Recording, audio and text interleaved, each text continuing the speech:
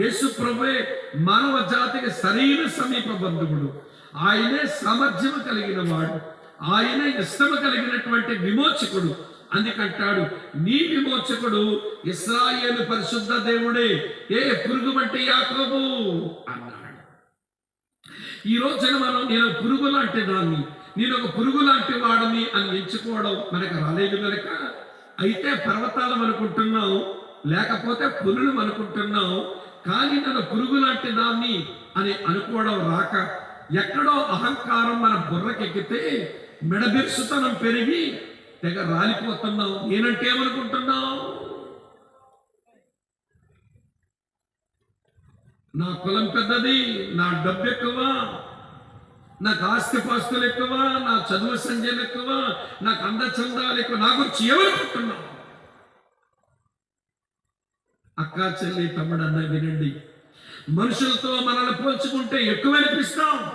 వీళ్ళంతా మ్యాజిక్ అద్దాలు లాంటి వాళ్ళు, మనల్ని ఏదోలా చూపించేస్తారు. వీళ్ళు నేను సృజించిన నీ దేవుని ముందుకు వస్తే నీకు అర్థమవుతుంది, నేను ఒక పురుగు లాంటి వాడను అని నీకు అర్థమైతే, దేహి అనుకుంటూ ఆయన ముందుకు వస్తే ఆయన తప్పక విమోచిస్తాడు.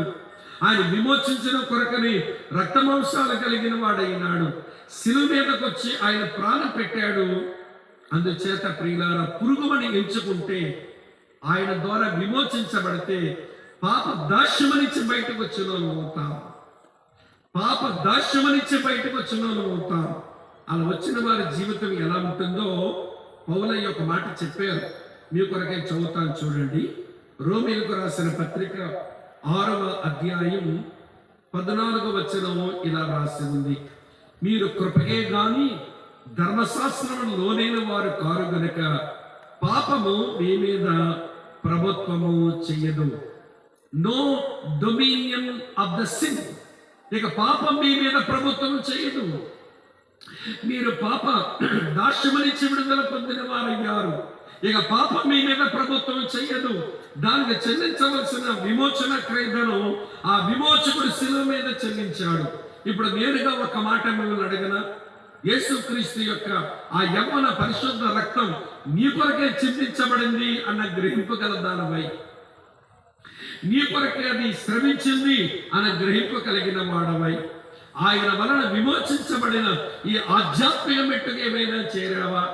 ఇంకా నీ మీద ఏదో పాపము, ఏదో వ్యసనం, ఏదో అలవాటు, ఏదో బలహీనత అది ఇంకా నీ మీద ప్రభావం చూపి నేను బానిసగానే చేసి ఏడిపిస్తుందనంటే నీ విమోచించబడలేదు అని